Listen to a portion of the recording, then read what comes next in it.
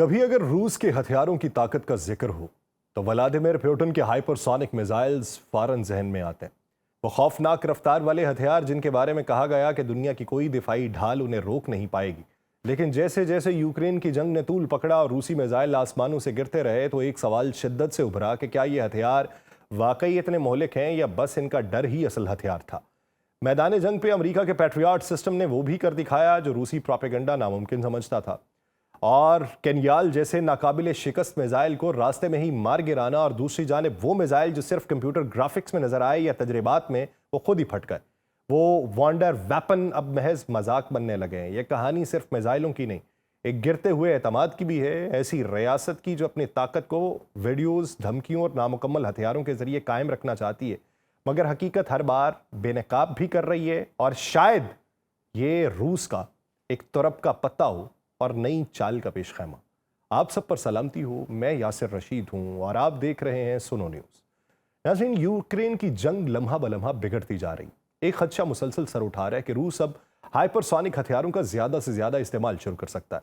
लेकिन इस मैदान में रूस की बढ़ चढ़कर की जाने वाली दावेबाजी हकीकत से खासी दूर दिखाई देती है। अभी तक तो दिखाई दे रही है और दावा यह किया जाता है कि रूस के पास नाकाबिले रोकथाम हाइपरसोनिक मिसाइल हैं, मगर जमीनी हकीकत अब तक की ये बताती है कि यूक्रेन में अमरीकी पैट्रियट सिस्टम्स बार बार केन्याल जैसे मिसाइलों को कामयाबी से रोक चुके हैं, और ये वही केन्याल है जिसे रूस अपनी बर्तरी का निशान कहता रहा। इसी तरह एवनगार्ड जैसी ग्लाइड व्हीकल अगरचे ऑपरेशनल है मगर अब तक जंग में इस्तेमाल नहीं हुए, जबकि ब्यूरोस्टेनिक जैसे एटमी तवानाई से चलने वाले क्रूज मिसाइल तजर्बात में ही नाकाम हुए। दर हकीकत रूस के इन हाइपरसोनिक हथियारों की तादाद भी महदूद है और मौसरियत भी मशकूक अभी तक दिखाई देती है, और कई माहिरीन के मुताबिक ये सब मॉस्को के वॉन्डर वेपन से ज्यादा कुछ नहीं है। यानी ऐसी चीजें हैं जिनका असल मकसद मैदान जंग में फतह नहीं बल्कि नफ्सियाती दबाव डालना है। याद रहे कि ये मौक़िफ़ मगरबी दुनिया में अपनाया जाता है, और मगरबी दुनिया में ये मौक़िफ़ अपनाया जाना रूस को ट्रिगर करने के भी मुतरादिफ है। और रूस अगर ट्रिगर होता है तो क्या रूस वो सब कुछ आजमाएगा जो अभी तक नहीं आजमाया?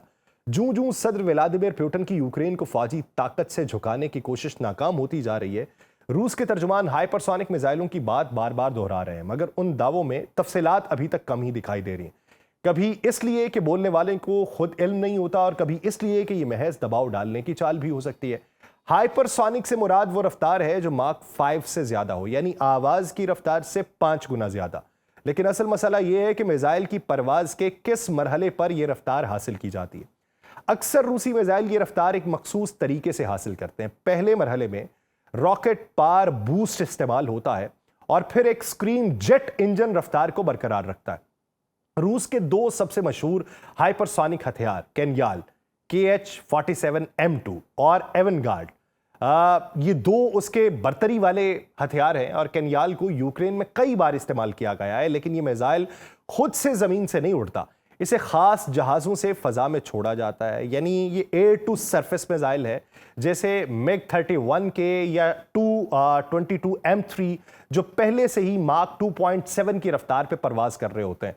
यानी केन्याल को हाइपरसोनिक बनाने के लिए पहले ही तेज रफ्तार और बुलंदी से लॉन्च करना लाजमी होता है। यह महज मिसाइल की ताकत नहीं है बल्कि मजमूई लॉन्चिंग तरतीब का हिस्सा है।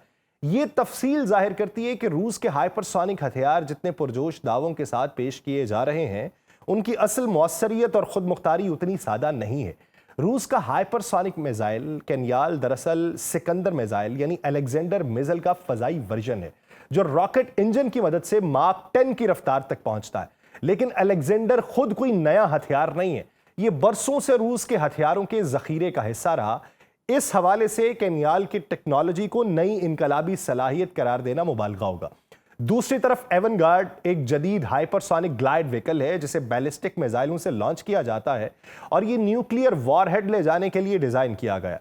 मगर दिलचस्प बात यह है कि आज तक इसे किसी मैदान जंग में इस्तेमाल ही नहीं किया गया। फिर भी पुतिन और उनके नुमाइंदे इन हथियारों का बार बार जिक्र करते हैं ताकि मगरबी ममालिक पर यह तासुर कायम रखा जा सके कि अगर यूक्रेन में जंग ना रुकी तो रूस किसी भी हद तक जा सकता है, हत्ता के जौहरी हद तक भी। लेकिन सच ये है कि हथियार अभी तक महदूद तादाद में है या इन्हें अवामी सतह पे दिखाया नहीं गया, और मुस्तकबिल करीब में भी इनकी तादाद में बड़ी तौसी का इम्कान नहीं है। मजीद ये कि मैदान जंग में जो असल नतीजा सामने आया है वो रूस के लिए किसी न किसी हद तक शर्मिंदगी का बायस रहा। यूक्रेन के फजाई दिफाई हमले ने अमरीकी साख्ता पैट्रियट मिसाइल सिस्टम से केनियाल को बार बार कामयाबी से गिराया और उससे रूस के उस नाकाबिले तस्खीर हथियार की साख को भी शदीद धचका लगा है। जाहिर हो चुका है कि हाइपरसोनिक मिसाइल भी जदीद दिफाई निज़ाम के सामने बेअसर हो सकते हैं। यानी रूस के हाइपरसोनिक हथियार जितने बुलंद बांग दावों के साथ पेश किए जाते हैं, उनकी असल हैसियत एक नफ्सियाती हथियार से ज़्यादा नहीं है जो खौफ पैदा करता है मगर फैसलाकुन बरतरी नहीं देता। लेकिन इसकी दूसरी वजह यह भी हो सकती है कि केनियाल को उतनी बड़ी तादाद में फायर ही नहीं किया गया कि वो पैट्रियट सिस्टम को मनूवर कर सके या फिर उसको उस सलाहियत तक लेके जा सके कि जिसमें वो ये फैसला करने पर मजबूर हो जाए कि किस मिसाइल को गिराना है और किस मिसाइल को नहीं गिराना। वो तादाद के एतबार से कम फायर किए जाते होंगे और मिसाइल सिस्टम जो दिफाई मिसाइल सिस्टम है वो उसे मार गिराता होगा। अगर उनकी तादाद में इजाफा कर दिया जाए तो मार गिराने के ऑप्शंस कम हो जाएंगे और वो किसी न किसी जगह को जाके हिट करेंगे। 2018 में सदर व्लादिमीर पुतिन ने रूसी पार्लियामेंट के मुश्तरका इजलास से खिताब करते हुए 5 ऐसे इनकलाबी हथियारों का ऐलान किया था जो न सिर्फ हाइपरसोनिक थे बल्कि न्यूक्लियर सलाहियत भी रखते थे। उनमें केनियाल, एवनगार्ड, 9M730 और ब्यूरोस्टैन एक न्यूक्लियर इंजन से चलने वाला क्रूज मिसाइल, पोसाइडन यानी जेर आब चलने वाली खुदकार गाड़ी और सरकॉन हाइपरसोनिक क्रूज मिसाइल शामिल थे। दावा यह किया गया कि इन सब के न्यूक्लियर और कन्वेंशनल दोनों वर्जन मौजूद हैं, सिवाय पोसाइडन के जो मुकम्मल तौर पर न्यूक्लियर हथियार के तौर पर पेश किया गया था। लेकिन हकीकत अगर अब तक देखी जाए तो सिर्फ एक मिसाइल यानी केनियाल उस वक्त सर्विस में था। बाकी तमाम मंसूबे अभी तजर्बाती मराहिल में थे या महज कंप्यूटर जनरेटेड वीडियोस तक महदूद थे जो पुतिन ने उस तकरीर के अंदर दिखाई। जब कोई लीडर आलमी स्टेज पे नाकाबिले शिकस्त हथियारों का ऐलान सिर्फ ग्राफिक्स की मदद से करे तो यह ज्यादातर सियासी नफ्सियाती जंग का हरबा भी बन जाता है। लेकिन हकीकी जंगी बरतरी भी हो सकती है कि अगर कोई इसको बाय कर ले इस नैरेटिव को। लेकिन पुतिन का दावा यह था कि दुनिया कोई भी डिफेंस सिस्टम ले आए, इन हथियारों को रोकने की वो सलाहियत नहीं रखती। मगर जब हकीकत में मैदान जंग में उनमें से एक हथियार केनियाल पैट्रियट सिस्टम से बार बार मार गिराया गया तो पूरी दास्तान अभी तक तो कमजोर पड़ी हुई है। ऐसे में सवाल ये पैदा होता है कि क्या ये हथियार वाकई कोई अस्करी इनकलाब है या सिर्फ धमकियों के जरिए खौफ की फजा पैदा करने की कोशिश है। रूस की हाइपरसोनिक दौड़ में ज्यादातर वादे हैं, कम अमल है और ज्यादा प्रोपेगेंडा है। वो हाइब्रिड वॉर के ऊपर ज्यादा तवज्जो देता है। हाइब्रिड वॉर वो जो 2014 के आगाज पे उसने यूक्रेन के अंदर लड़ी थी, वो मीडिया और सिफारती महाज के ऊपर भी बरतरी कायम रखने की तगोदो में मसरूफ है और उसमें किसी हद तक वो बरतरी हासिल भी कर चुका है। एक ऐसी बरतरी जो शायद ज्यादा देर तक कायम ना रह सके। मैदान जंग की अगर मौजूदा सूरत हाल को देखा जाए तो उसमें किसी चीज को मार गिराना बहुत अहम नहीं होता बल्कि मीडिया और सिफारती महाज पे बरतरी को कायम रखना अहम होता है। रूस के हाइपरसोनिक हथियारों की कहानी को देखते हुए हमें यह मालूम पड़ता है कि ये कहानी सिर्फ 4 लफ्जों में बयान की जा सकती है कि बस शोर ही शोर है। अमेरिकी आर्मी वॉर कॉलेज की ताज़ा रिपोर्ट के बताती है कि रूस के केनियाल और सरकॉन मिसाइलों की कारकर्दगी से ये वाज़ेह होता है कि उनकी नाकाबिले शिकस्त हैसियत या तो दानिस्ता तौर पर फैलाई गई गलत बयानी है या खुद रूसी हुकाम की अपनी ही ताकत के बारे में गलत फहमी है। यही सूरत हाल शायद एवनगार्ड, ब्यूरोबैस्टिक और पोसाइडन जैसे दीगर हथियारों के दावों के साथ भी है, चाहे वो इतनी शदीद गलत बयानी ना हो जितनी केनियाल और सरकॉन के बारे में की गई। कुछ रूसी दिफाई तजियाकार इन हथियारों को मॉस्को के वॉन्डर वेपन यानी महज नाजी और फरेब पे मबनी वादे करार देते हैं जो सुनने में तो खौफनाक लगे मगर हकीकत में महज कागजी ख्वाब साबित हों। इसके अलावा ब्यूरोस्टिक जैसा मिसाइल आखिरी तजर्बे में खुद भी तबाह हो गया था और कई हथियार तो सिरे से सर्विस पे ही नहीं है। इस बारे में एक नकाद सख्त जुमला बोलता है कि ये वही पुतिन है जिसने रूस के सनती ढांचे को खुद तबाह किया और अब यह दावा कर रहा है कि वही तबाहशुदा सनत मोज़े दिखा सकती है।